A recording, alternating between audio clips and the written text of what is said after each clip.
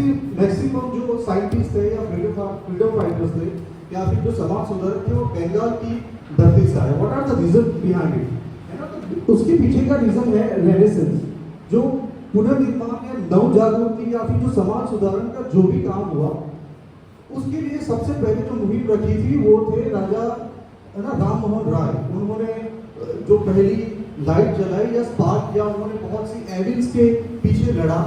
उन्होंने scientific temperament लोगों के अंदर, है ना, उत्पन्न हो, लोग साइंटिफिक तरीके से सोचे, रेशनली सोचे, लॉजिकली सोचे, डिसबिलीव छोड़ दें, जो समाज में जो, है ना, दूरी है उसे छोड़ दें, उसके लिए बहुत काम किया। उसको फिर आगे बढ़ाया ईश्वर चंद्र विद्यासागर ने। ईश्वर चंद्र विद्यासागर ने स्पेशली ब्रिटिशर्स को बोला कि आप हमारे लोगों को फिजिक्स पढ़ाएं, आप हमारे लोगों को केमिस्ट्री पढ़ाइए, मैथमेटिक्स पढ़ाइए, है ना, जिससे कि जो 19 या 20 सेंचुरी के अंदर बहुत सारी कुरीति या डिसबिलीव था वो तोड़ सके और लोग साइंटिफिकली सोच सके। और उसी के साथ साथ एक और उस टाइम पे एसोसिएशन बना था जिसका नाम है the Indian Association for the Cultivation of Science. So this has the major breakthrough. उसने जो काम किया इसी की वजह से, है ना, जो हम एक लाइन ऑफ साइंटिस्ट देख पाते हैं बंगाल की लैंड से, the reason behind of that is the Indian Association for the Cultivation of Science. तो एक ये मेडिकल डॉक्टर थे, डॉक्टर महेंद्र लाल सरकार, जिन्होंने उसको स्टेबलाइज किया था। और आचार्य प्रफुल्ल चंद्र रे, जगदीश चंद्र बोस, वो थे मेंबर ऑफ दैट, वो उन्हीं के मेंबर थे। तो वो ये एसोसिएशन क्या करता था कि जो पहले साइंटिफिक रिसर्च के अंदर या फिर लोगों को साइंस के प्रति जागरूकता कैसे दी जाए, कैसे साइंटिफिक रिसर्च किया जाए, उनके ऊपर उन्होंने बहुत सारा काम किया। और knowledge, right? And let us come on to the another life period of the Praful Chandra Ray.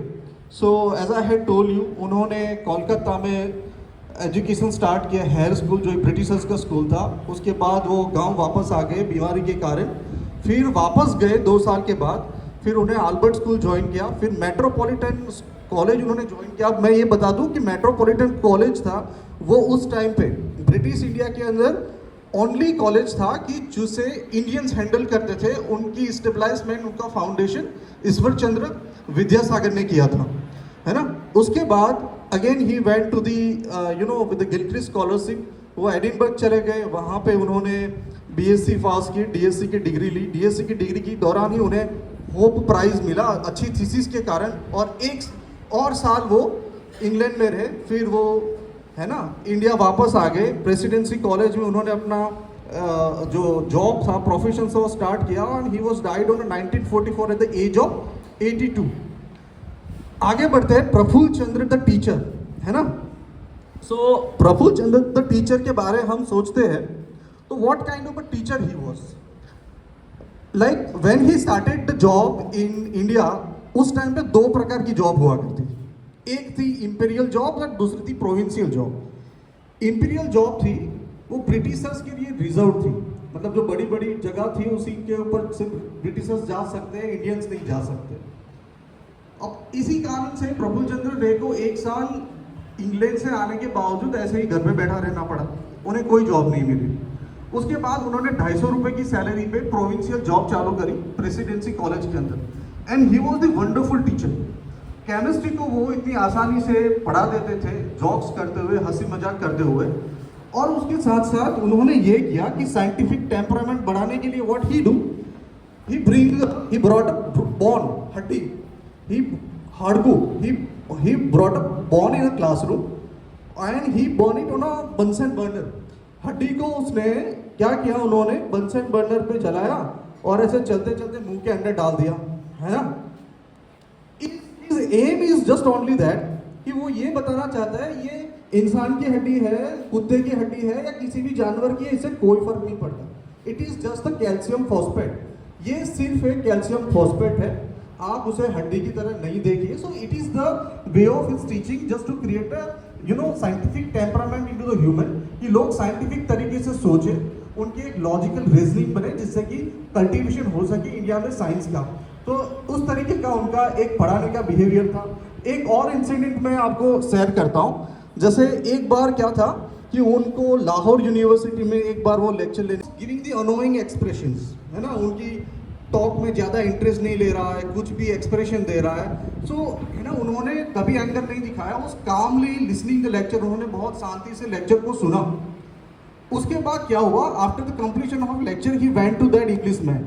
वो उस इंग्लिश मैन के पास गए, अपनी जेब से एक बॉटल निकाली कि अपनी हथेली पे कुछ केमिकल डाला और उस ब्रिटिशर्स को बोला कि तुम्हारे पूर्वज जब पेड़ पत्ते पहन के जंगल में घूम रहे थे तब मेरे एंसेस्टर ने ये बनाया, दैट इज मखर ध्वज, है ना, मर्क्यूरिक सल्फेट, है ना। तो हमारी जो केमिस्ट्री थी बहुत रीच थी, आगे मैं बताऊंगा कि कितनी रीच थी और बाद में डिक्लाइन क्यों हो गया। एक समय आएगा मैं बोलूंगा कि 800 सालों तक हमने कुछ भी नहीं किया, जबकि वैदिक पीरियड, पोस्ट वैदिक पीरियड या फिर उसके बाद की हम केमिस्ट्री देखें तो इट वाज वेरी रिच। तो क्या डिक्लाइन था उसके ऊपर प्रफुल्ल चंद्र रे ने बहुत ही अच्छा काम किया हुआ है। आगे एक और इंसिडेंट में उनकी ह्यूमैनिटी का दिखाता हूँ कि एक बार क्या हुआ, उस टाइम पे एक ऐसी रिचुअल्स था कि प्रोफेसर क्लास में पढ़ाने के लिए आया, उससे पहले पियून आता है और टेबल वेबल साफ कर देता है, अगर बोर्ड पे कुछ लिखा हुआ है वो भी साफ कर देता है ना।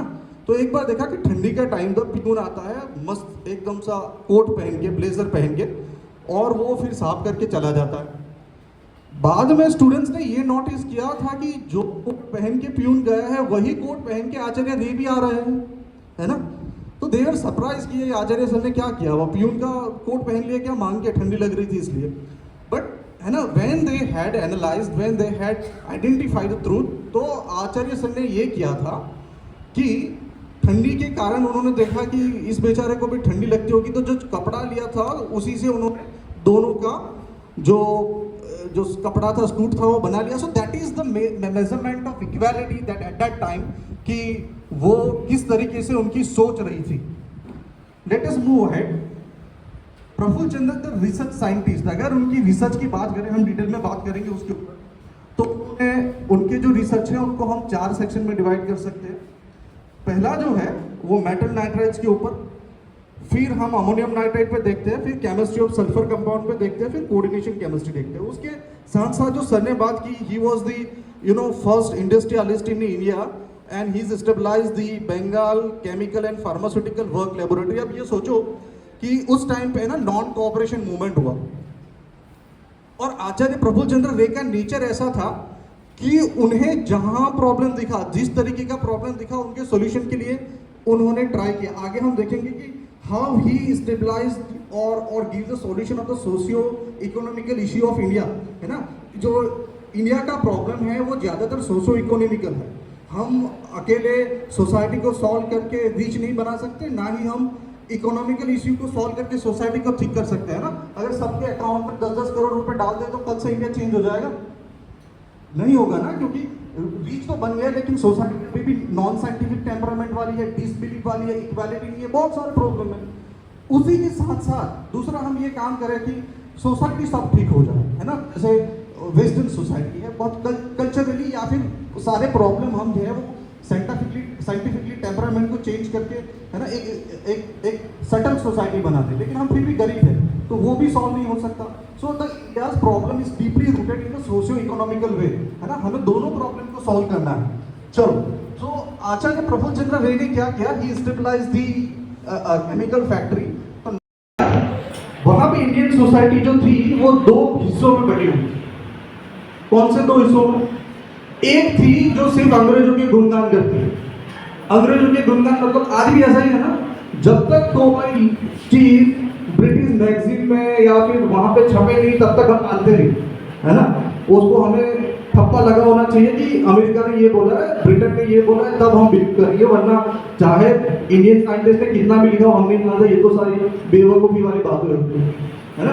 तो एक सोसाइटी ऐसा होती थी कि जो ऐसा गुणगान करती थी कि भाई वही सही है। दूसरा वर्ग ऐसा था, वो ऐसा बोलता था, वो एक सुपरस्टिशियस ग्लोरीफाई करता था कि पुष्पक विमान हमारे पूर्वजों ने बना लिया, वही सही है, उसके अलावा कुछ नहीं, है ना।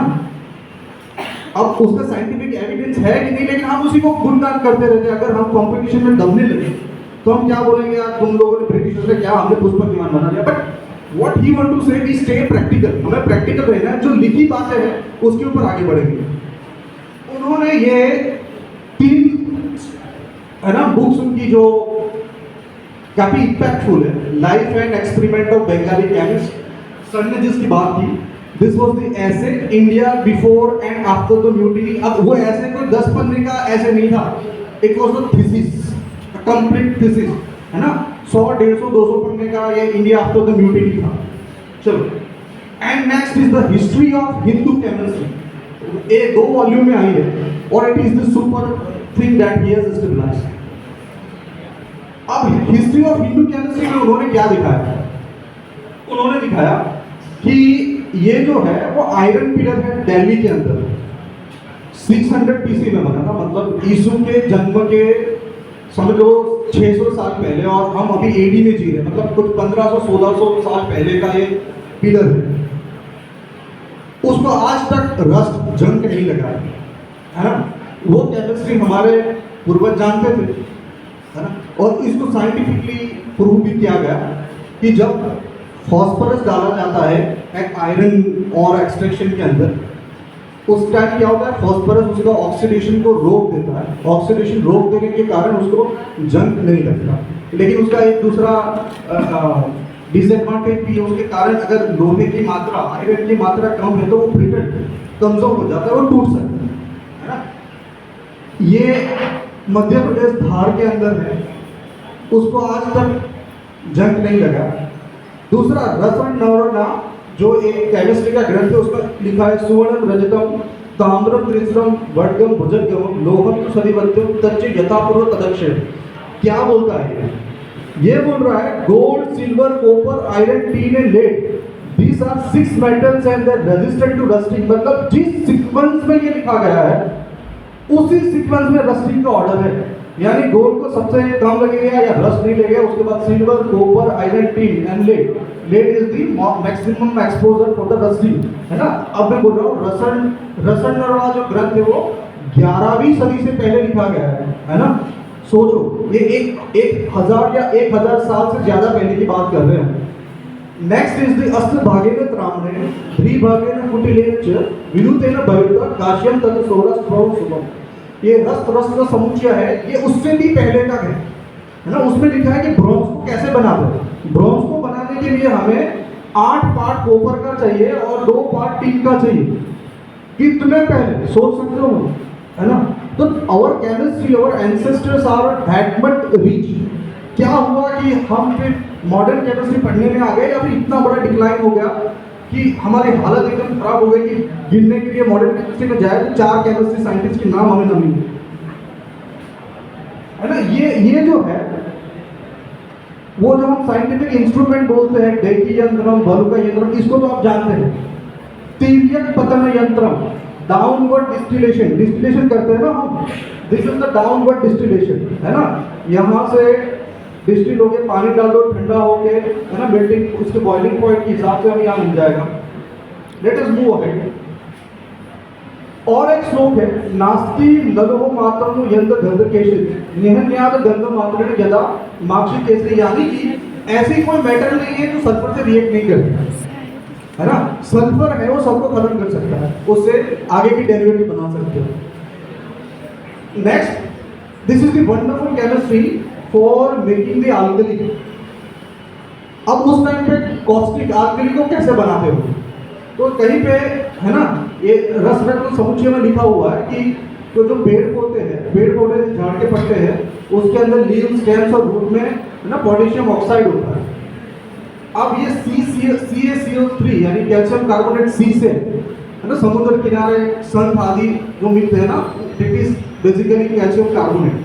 तो ये कैल्शियम कार्बोनेट को अगर, है ना, लीव्स, स्टेम्स और रूट के साथ गर्म किया जाए तो ये calcium carbonate while heating it converted into the calcium oxide and carbon dioxide, which is carbon dioxide, है ना। तभी तो कोई गैस के सिलेंडर नहीं थी, कार्बन डाइऑक्साइड सीधे डाल दे हम, तो carbon dioxide react with the potassium oxide to make a K2CO3, which is ultimately work with the slake line and it gives the calcium hydroxide। तो उन्होंने ये केमिकल रिएक्शन को प्रूव करके देखा कि रस रत्न समुच्चय यानी वो 11वीं सदी से पहले, है ना, वैदिक काल के बाद में लिखे गया ग्रंथ था, उससे जो अल्कली बनाते थे अब वो बना सकते हैं। वो कोई झूठी बातें अंदर लिखी नहीं है।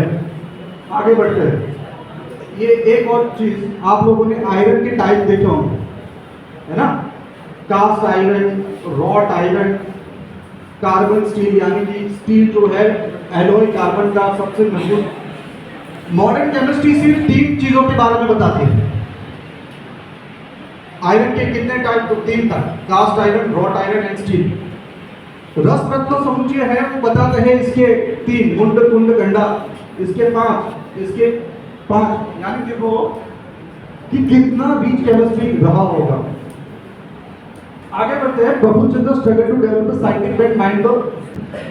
अब ऐसा क्या हुआ कि डिक्लाइन कर गई? अब ये मेरी बातें नहीं है, वो सारी चीजें जो है वो लिखी गई है प्रफुल्ल चंद्र की जो किताब है ना, the Hindu chemistry volume 1 and 2, और पढ़ने लायक है, आप गूगल करेंगे तो मिल जाएगी। सो व्हाट ही हैज है ना told about the declining of the Indian scientific mind. तो उन्हें सर्च ऑफ ट्रूथ में लिखा गया है कि मैं बच्चों को पढ़ाता हूँ, क्या पढ़ाता हूँ कि सूर्य ग्रहण या चंद्र ग्रहण क्यों होता है ना, मोलर एक्लिप्स एंड द सन है। लेकिन लोगों के अंदर ऐसा बिलीव है कि वो राहु केतु जो है, डेमन्स है, राक्षस है, वो निगल जाते हैं। किसे निगल जाते हैं? सूर्य और चंद्र। इसके कारण क्या होता है? सोलर एक्लिप्स और लूनार एक्लिप्स, है ना? और अब निकल गया तो निकालेंगे कैसे? तो वो प्रेयर्स करते हैं। उस टाइम बंगाल में रेलियां निकलती थी, लोग संग फूकते थे, उसके वजह से वो फिर छोड़ देते।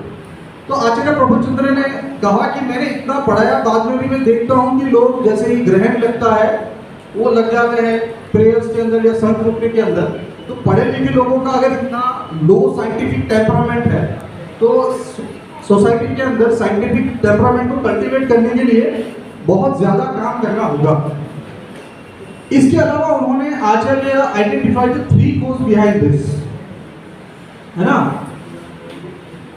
आचार्य बोलते हैं कि 9वीं और 10वीं सदी तक जो इंडिया का साइंटिफिक पीरियड था वो गोल्डन एज था। उसके बाद 11वीं सदी में बहुत से कम लोग बच जाते हैं।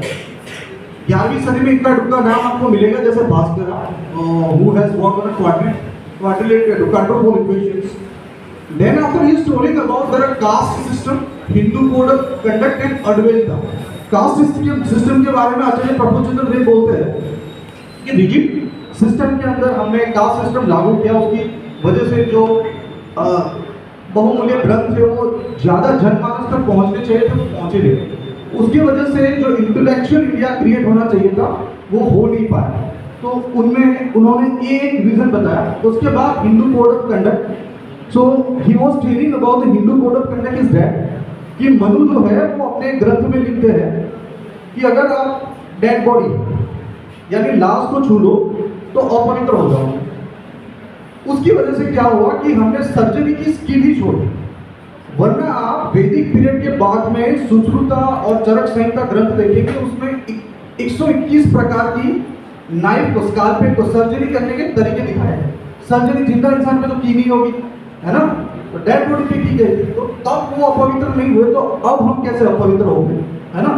सो that is why he is condemned in the code of conduct of. उन्होंने अद्वैत वेदांत, ये बहुत बड़ी बात है, अद्वैत वेदांत का वो तो फाउंडर ऑफ शंकराचार्य, हिंदू धर्म में शंकराचार्य से बड़ा कोई नहीं। अद्वैत वेदांत के बारे में बोलते हैं, क्या बोलते हैं कि अद्वैत वेदांत बोलती है कि सारी जो फिजिकल कॉन्सेप्ट है वो माया है। माया की वजह से जिन्होंने अद्वैत वेदांत फिलोसफी जो ज़्यादा एक्सप्लोर की, उन्होंने कभी, है ना, फिजिकल जो टर्मिनोलॉजी है या फिजिकल वर्ल्ड में, मटेरियल वर्ल्ड में रिसर्च का ट्राई नहीं किया।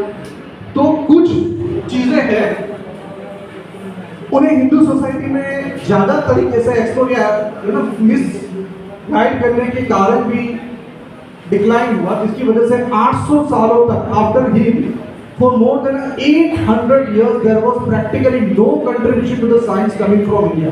800 सालों तक हमारा कोई कंट्रीब्यूशन नहीं रहा। Let us move to the next। उसके बाद उन्होंने